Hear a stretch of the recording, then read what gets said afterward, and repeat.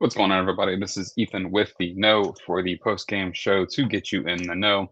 As we all know, that was a rough game. I guess lack of better words. I think we definitely left a lot out there that we could have done and we didn't. Um, we always try to go for like immediate reaction whenever these games are over, and immediate reaction is it's a lot of the same, right? We've seen this game before, essentially. So, it's one of those things where, I think coming into the season, wasn't really sure how this team was going to perform.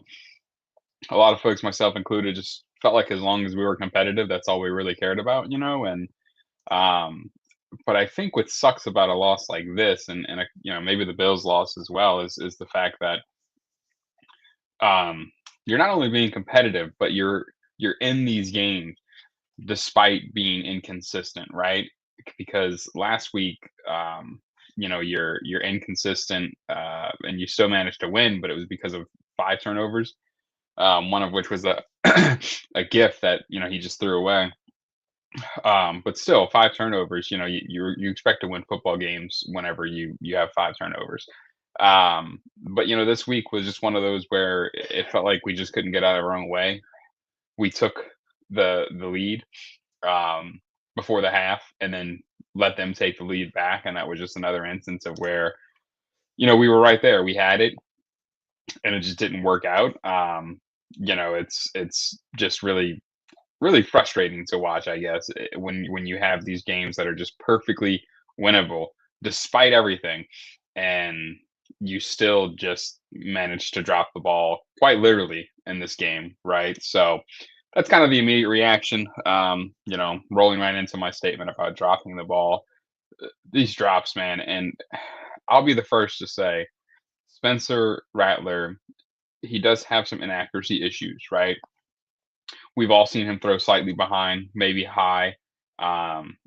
Sometimes I think, for the one later in the game to Shaheed, Rattler, I think, was trying to throw the ball, just get Shaheed to turn up the field a little bit, because Rattler probably saw the person over the middle who was either going to intercept it or, you know, just demolish Shaheed. So I think that one was intentional. So I don't really blame that on anyone in particular, right? Rattler, your receivers can't read your mind, and I think Rattler was just throwing it where he was hoping the receiver would go, and not where the receiver went.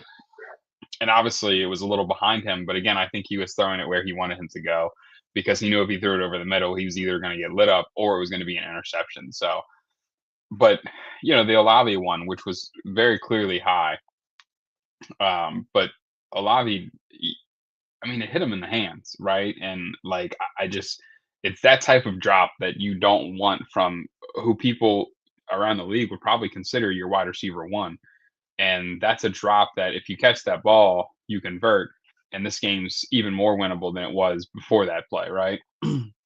So the drops are killer. And then add on to the fact that the drops, it feels like, I think it was last week where the announcers kept saying the Saints are like dead last in yards after the catch. And I don't doubt that for a minute, because, we do feel like we're just, the guys aren't getting open enough to make any big runs after the play. And I'm sure the Shaheed touchdown, and the plays by Olave today helped that. But it's just the fact that when our guys do catch the ball, they can't hold on to it, right? Olave had one that could have very easily been called a fumble. And then Juwan Johnson, that's your tight end one and your wide receiver one. They're both, having trouble catching the ball. And then when they do catch it, you got to worry about them holding on to it, which is just a recipe for disaster, because, you at that point just go down, right? At least we're getting some positive yardage, because and then there was the other play where Olave caught it, and he was, going over the middle, and he just jumped straight up in the air like, like a scared cat, essentially. Understandably, I mean, it's the NFL; these guys are gonna hit hard, but at the same time, like, if you're going to go and try to do something like that, you're asking to fumble, and in a game where one turnover quite literally could change the entire game. Unfortunately, um, not the entire game, but take away the momentum you had. Doing stuff like that just doesn't make sense. Get yards, go down, and live to fight another day, because that was one hit from the wrong angle to being another fumble. Um, but that kind of leads me to the next point of, I personally feel the supporting cast failed Rattler. And at the end of the day, I don't know if you know 220 something yards, whatever he had, um, and no touchdowns is going to win a lot of football games.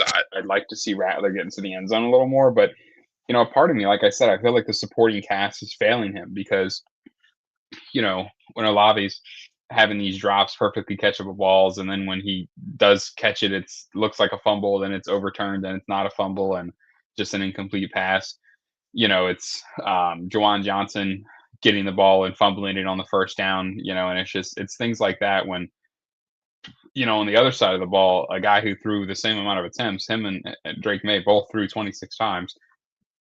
Um, he's got 3 touchdowns, but it's because the guys are putting themselves in positions to score and also run after the ball. And, that has something to say with our secondary as well. But it's besides the point. It just feels like there's some guys on this team that aren't living up to what we need them to do. And, and obviously with the Saints this season, new head coach, Spencer Rattler at quarterback, you're now 1-5, 1-3 at the Dome hurts, right? Because half of your home games are pretty much played already, which is really frustrating, because the Dome is where you need to win at, and if you're not winning at the Dome, then you're just not going to win a whole lot of football games.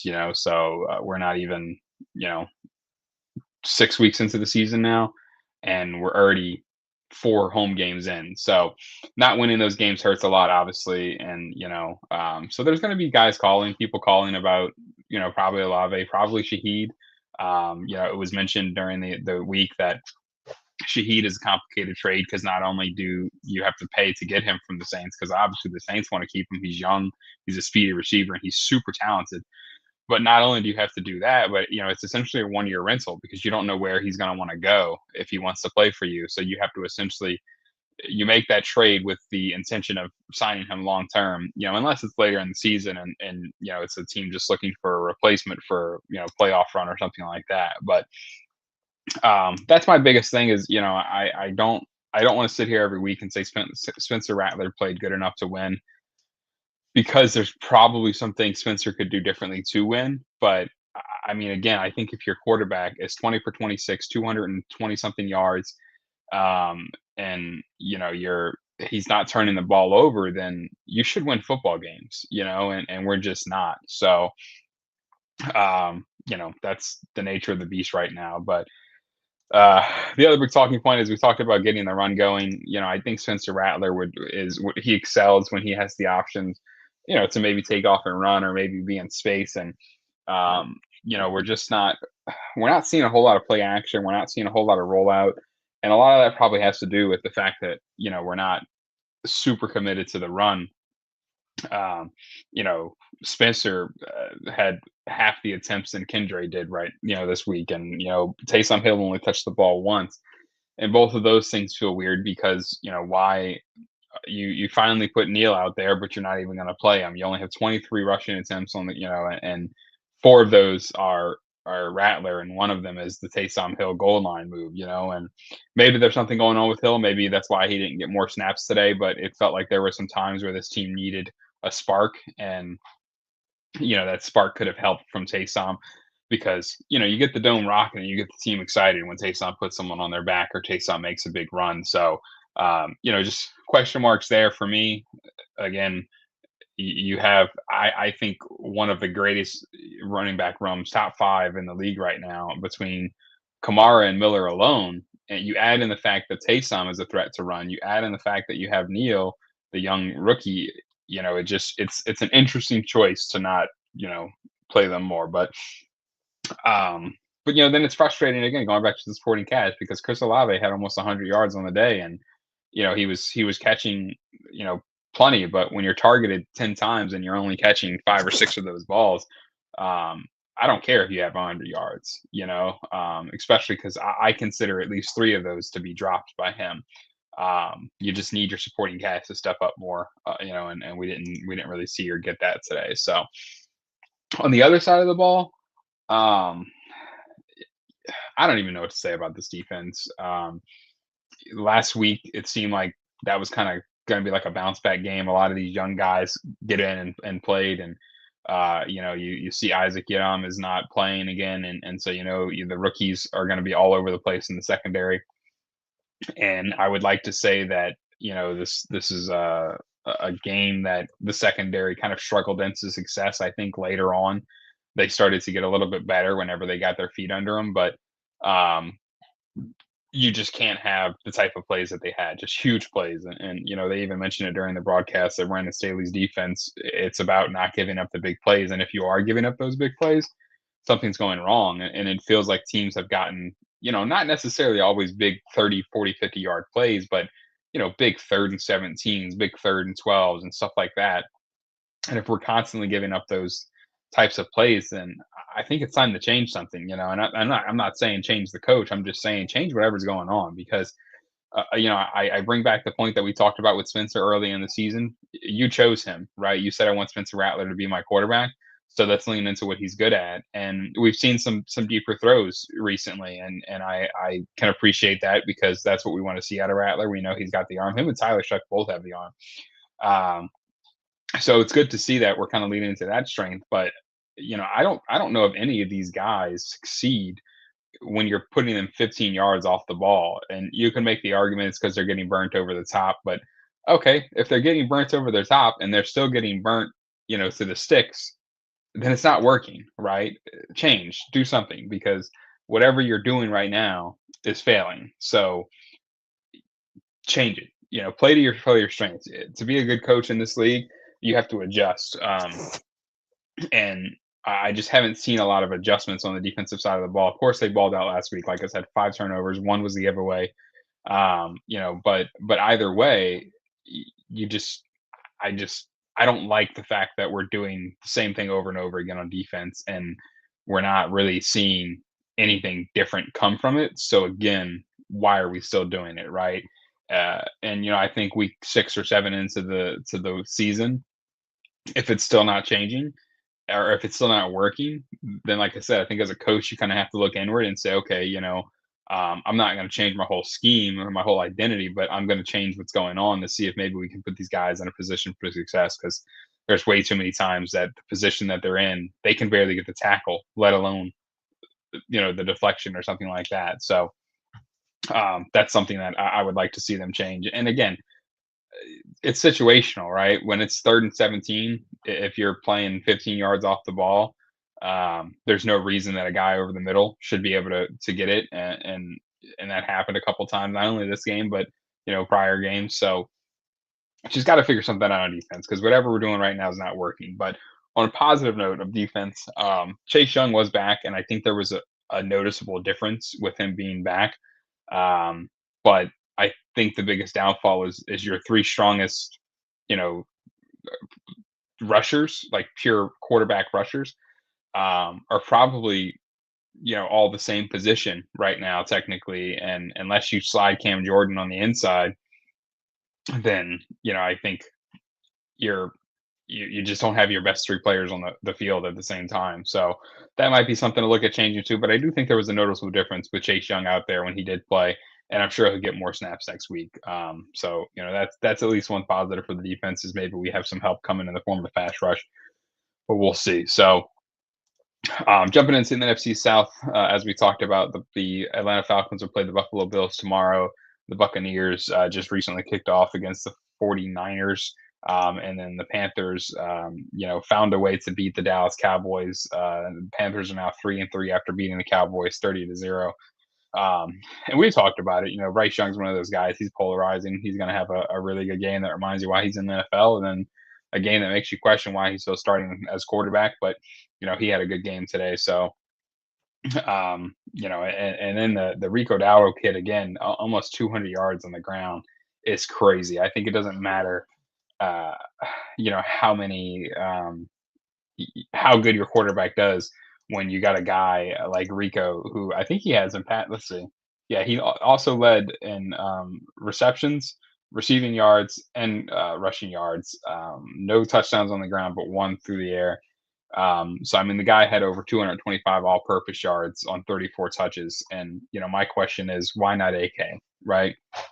Alvin Kamara, he came in questionable today, so obviously you don't want to, further injure him. But I think that would be the biggest question that I had, even if I am AK, right? Ask the coaching staff, like, what are we doing? Like, what do I have to do to get out there more? And he missed a block today, so obviously that doesn't help his case. But he's also Alvin Kamara, so one block missed isn't going to be the end of the world. But it just you're not even in there for that many snaps sometimes, and this other, another running back across the league is in the same conference or the same division is getting 34 touches, not 34 snaps, right? 34 touches. So obviously wouldn't have a whole lot of touches on offense today. We kind of struggled here and there getting to the end zone, but either way, um, if another team can use their running back that much to give their quarterback some help, why aren't we? So but yeah, so again, we talked about it earlier. The Saints season, probably we're not really going to look at standings a whole lot because ultimately it doesn't matter. So the NFC South games are what they are at this point.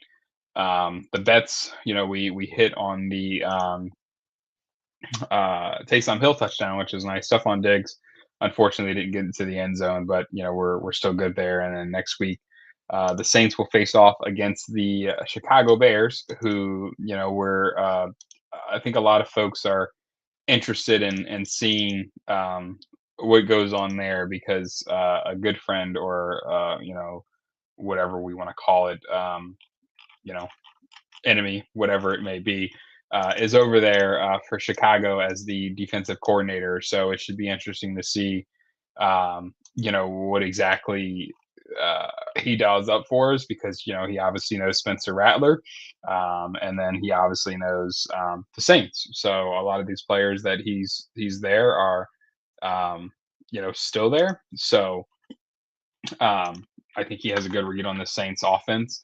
And so it's going to be interesting to see, even though they're not having the greatest season, it's still going to be interesting to see if Dennis Allen turns it up against the Saints next week. So we shall see how that goes. Again, that game is next week. So, we'll worry about that next week. But either way, um, you know, I'll always say this: it's who dat either way. So we're still rolling with them. We're still going to be here next week. We're going to be here the week after that. Pre and post game shows. Make sure you check us out everywhere at Be in the Know. If there is a handle, if there's not, it's just going to be the Know. Make sure you spell it correctly, Knaux. And yeah, catch us next week. We'll be here, and make sure you tune in, subscribe to the YouTube so you don't miss a thing. Thank y'all, and have a good night.